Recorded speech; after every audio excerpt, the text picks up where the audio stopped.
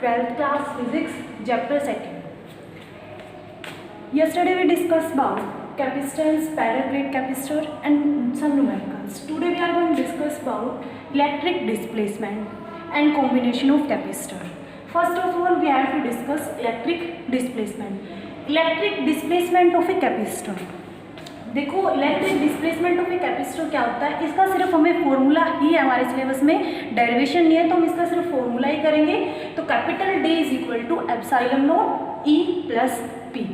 जो capital D है electric displacement vector quantity in linear dielectrics के केस में. और लीनियर डाइलेक्ट्रिक्स क्या होता है, जिसके डाइपोल मूवमेंट में इलेक्ट्रिक फील्ड की डायरेक्शन क्या था. लीनियर डायरेक्ट्रिक्स हम पीछे भी डिस्कस कर सकते हैं कि उसकी जो डाइपोल मूवमेंट की डायरेक्शन है वो इलेक्ट्रिक फील्ड में. अब डी ई और पी तीनों की डायरेक्शन सेम आएगी लीनियर डायरेक्ट्रिक्स में. नेक्स्ट है कॉम्बिनेशन ऑफ कैपेसिटर. तुम 10th में ये डिस्कस भी कर चुके हो. 10th में हमने पढ़ा था कि कॉम्बिनेशन ऑफ रेजिस्टेंस. अब हम क्या पढ़ेंगे, कैपेसिटर. ये क्या होता है, रेजिस्टेंस के बिल्कुल अपोजिट है. तो कॉम्बिनेशन ऑफ कैपेसिटर में पहले हम डिस्कस करेंगे सीरीज में, देन हम पैरेलल में. तो सीरीज में क्या आएगा, हमने क्या लिया, दो पैरेलल प्लेट ली, ये इस पे चार्ज पॉजिटिव नेगेटिव, फिर पॉजिटिव और नेगेटिव. फिर हमने यहाँ पे क्या जोड़ दी, बैटरी. सेल लगा दिया, सेल मैंने यहाँ पे लगा दिया. अब देखो इसके अंदर क्या जा रहा है, डायरेक्ट करंट.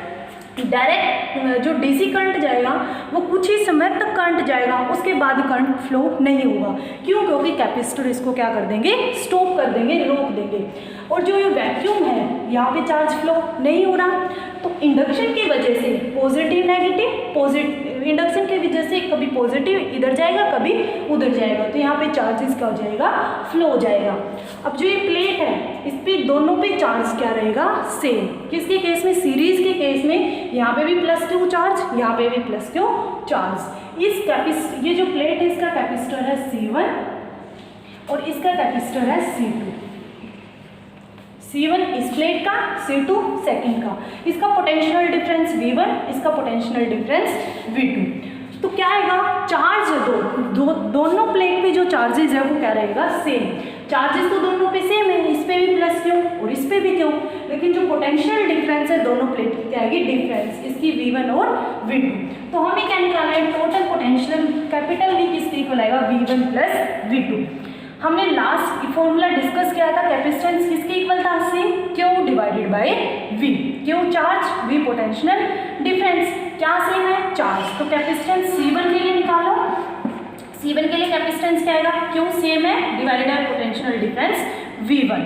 ऐसे ही C2 के लिए निकालो, Q सेम है पोटेंशियल डिफरेंस V2. हमें किसकी वैल्यू चाहिए, V1 और V2. तो V1 की वैल्यू निकालो यहाँ से. V1 की वैल्यू क्या आ जाएगी, Q divided by C1. V2 की वैल्यू क्या आ जाएगी यहाँ से, Q divided by C2. V1 और V2 दोनों की वैल्यू हम फर्स्ट इक्वेशन में पुट कर देंगे. ये इक्वेशन फर्स्ट है तो V1 की वैल्यू भी यहाँ पुट करेंगे और V2 की. तो capital V is equal to, V1 की जगह क्या पुट करना है, Q divided by C1 plus Q divided by C2. और अगर हम यहाँ से V की वैल्यू निकालेंगे, V की वैल्यू क्या आएगी, Q डिवाइडेड बाय C. तो V की जगह भी वैल्यू पुट कर दो, Q डिवाइडेड बाई C, या दोनों में से Q कॉमन लिया हमने तो क्या आएगा, 1 by C1 plus 1 by C2. तो Q से Q cancel, 1 by C. S मतलब ये किसमें है, सीरीज में, 1 by C1 plus 1 by C2. ये देखो कैपेसिटेंस. तुमने रेजिस्टेंस का 10th में क्या पढ़ा था कि रेजिस्टेंस RS जब हम सीरीज में लेते थे तो क्या आता था, R1 प्लस R2. ये रेजिस्टेंस था जब हमने सीरीज में लिया. अब यही हम सीरीज में कैपेसिटेंस की बात करें तो क्या आएगा, 1 by C1 plus 1 by C2, यानी इसके बिल्कुल एकदम से अपोजिट. इसका मतलब क्या हुआ कि सीरीज के अंदर कैपेसिटेंस क्या हो रहा है, डिक्रीज हो रहा है. ठीक है. अब हम अगर ये तो हमने दो कैपेसिटर का लगाया, अगर हम n प्लेट रखते हैं और n का निकालेंगे तो क्या आएगा, वही C टोटल किसके इक्वल आएगा, 1 बाई C अब टू कहाँ तक, n टर्म तक. तो कैपेसिटेंस कितनी है, n. तो 1 बाई CT क्या आएगा, n डिवाइडेड बाई C. ये आ जाएगा. अब हम एक एग्जांपल लेते हैं इसी का. एग्जांपल क्या है, मान लो हमें 2 माइक्रोफैराड के 10 कैपेसिटर लगा दिए. कितने, 10. अब ये तो 1 बाई CT में CT की वैल्यू निकालूंगी तो C डिवाइडेड बाई n. हम एग्जांपल लेते हैं कि मैंने जो कैपेसिटेंस है माइक्रोफेराड है और उसके कैपेसिटर लगाए हैं 10 कैपेसिटर लगाए, सी की वैल्यू कितनी है 2 माइक्रोफेराड, एन की वैल्यू 10। तो निकाल दो क्या आ जाएगा, सीधी वैल्यू पुट कर देंगे तो 2 डिवाइडेड बाई 10 कितना आएगा टोटल कैपेसिटेंस 1/5 माइक्रोफेराड। ऐसे निकालना है। ये किसमें था, सीरीज में। ऐसे हम डिस्कस करेंगे पैरेलल के अंदर कि हम पैरेलल में क्या करेंगे। सीरीज में हमने क्या किया 1/CS is equal to 1/C1 plus 1/C2। Parallel में इसका क्या आएगा उल्टा। यही दो प्लेट में मैंने इसका जो कैपेसिटेंस है, इसका कैपेसिटेंस लिया C1, इसका कैपेसिटेंस क्या है C2। चार्जेस, अब देखो पोटेंशियल डिफरेंस इसमें दोनों में क्या आएगी सेम। अब यहाँ से चार्ज फ्लो हो रहा है, कितना चार्ज है कैपिटल क्यू चार्ज फ्लो हो रहा है। अब देखो ये इसका पॉइंट आएगा, कुछ चार्ज वो उस प्लेट में जाएगा, कुछ चार्ज इस प्लेट में। तो वहाँ पे जो चार्ज गया फर्स्ट प्लेट थी तो उसका नाम दिया Q1, इस पे कितना है Q2। पोटेंशियल डिफरेंस दोनों के क्या है सेम। इसमें क्या आएगा पोटेंशियल डिफरेंस सेम है, charges will be different. Series में क्या किया था हमने, चार्ज डिफरेंट थे और पोटेंशियल डिफरेंस डिफरेंट था और चार्ज क्या था सेम। तो चार्ज निकालेंगे capital Q1 plus Q2। General formula ये होता है capacitance is equal to Q divided by V। Charge different है, C भी डिफरेंट है, पोटेंशियल डिफरेंस सेम है, तो किसकी वैल्यू निकालेंगे हम चार्ज की। तो Q1 की C1 निकाल तो Q1 divided by V। Q1 की वैल्यू क्या आएगी C1 इंटू V। ऐसे Q2 की निकालेंगे तो क्या आएगा C2 V। Q1 की वैल्यू क्या आएगी, Q2 की वैल्यू, दोनों की वैल्यू हम सेकंड इक्वेशन में पुट करेंगे तो कैपिटल Q किसके इक्वल आएगा C1V प्लस C2V। ऐसे हम जनरल फॉर्मूले से Q की वैल्यू निकालेंगे तो किसके आएगा C इंटू V। Q किसके वैल्यू पुट करो C इंटू V,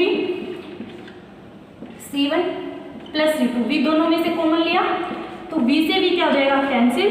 तो पैरेलल में जो कैपेसिटेंस है वो क्या आएगा C1 प्लस C2। और हमने पढ़ा था पैरेलल में जो रेजिस्टेंस था वो पैरेलल में रेजिस्टेंस कैसे आता 1/R1 प्लस 1/R2। तो दोनों एक दूसरे के क्या है अपोजिट है।